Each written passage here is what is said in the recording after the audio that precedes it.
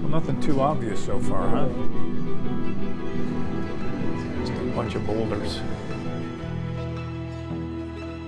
She does not want to give up her secrets easily.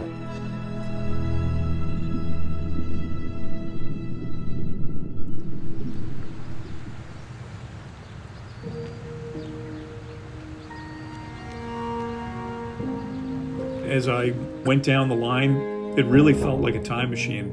You could feel the darkness descending with each drop in the altitude as you're getting closer, until eventually I could actually see the bottom.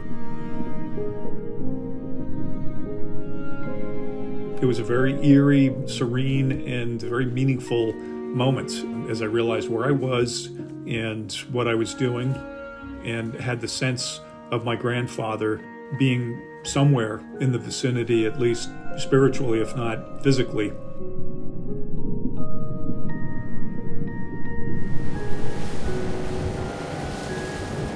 I really didn't imagine that I would be going back 20 years after the dive to a place that I frankly associated with a lot of fear and trepidation. OceanXplorer, we got all the accent and returning in peace. Okay, coming up. We'll try and find a good way on the port side. The Athabaskan was involved in a very important mission prior to D-Day. It was a significant force for Canadian naval power. One of the German MTBs fired a torpedo on the Athabaskan and sank it, and claimed the life of 128 sailors, including my grandfather. Losing one of those ships was the greatest loss that Canada suffered in battle during World War II.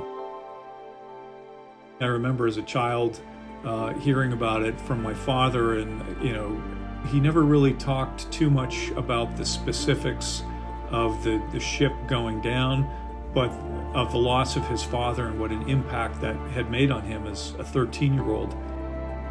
I could certainly recognize in him that this was a difficult memory. It obviously had really impacted his life, so it became part of our family lore.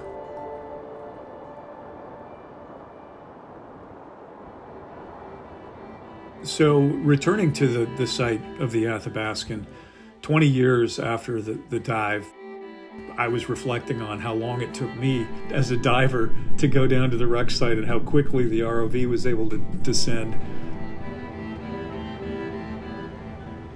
Well, it beats scuba diving. I'd be having to start my ascent by now.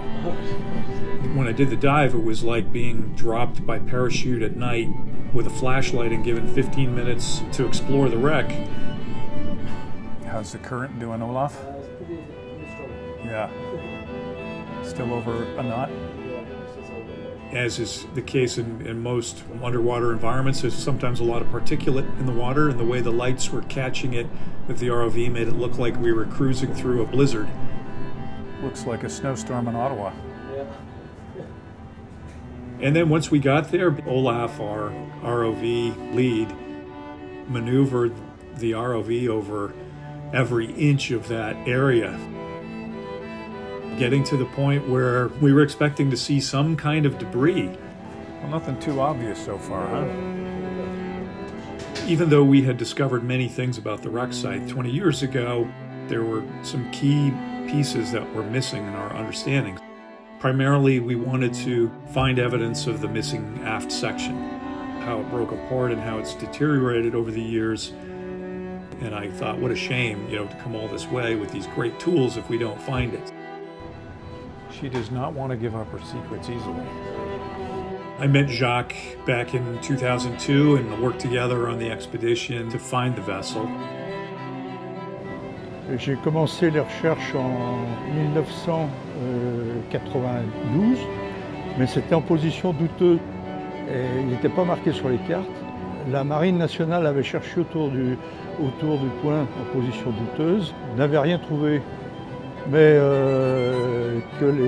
c'était un point d'accrochage, point de croche, donc des pêcheurs locaux, Et les pêcheurs entre eux l'appelaient le Canadien. En août 2002, j'ai trouvé donc l'Athabaskan. Et c'est comme ça que j'ai connu Mark Ward.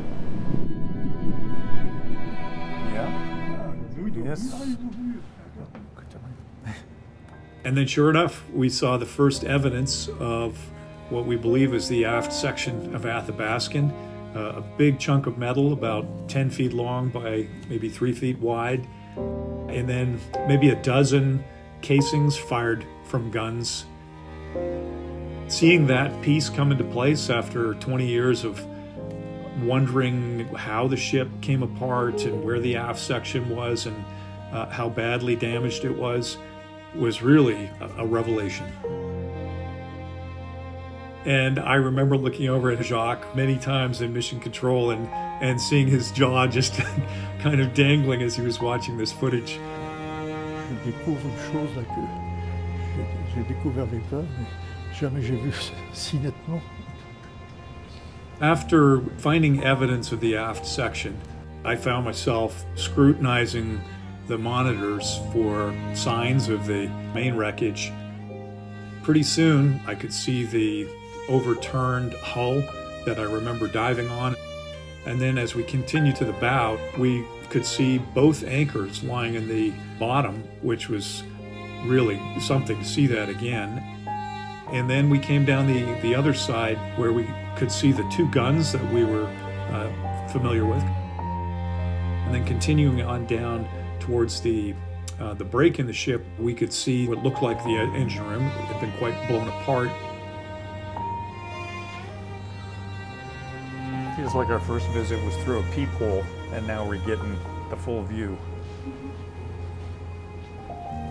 Ça me ramène 20 ans en arrière.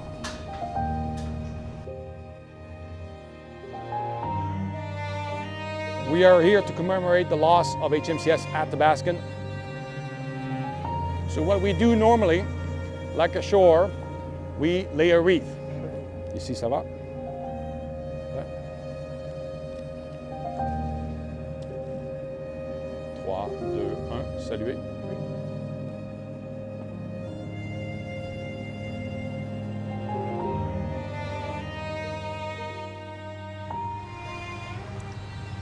When an incident, a traumatic incident happens, our natural inclination is to feel anxiety when we return to the site for the first time. Je suis natif de la ville de Brest. Okay. Et la ville était bombardée. On a dû évacuer la ville. And I think when you go back, it has a way of purging some of the rawest emotions and giving you a greater sense of peace about everything. On a demandé au maire s'il voulait faire un monument sur la plage parce que au cimetière, personne. Ici, les touristes, et on a fait une seule plaque en bronze. C'est un bon mémorial.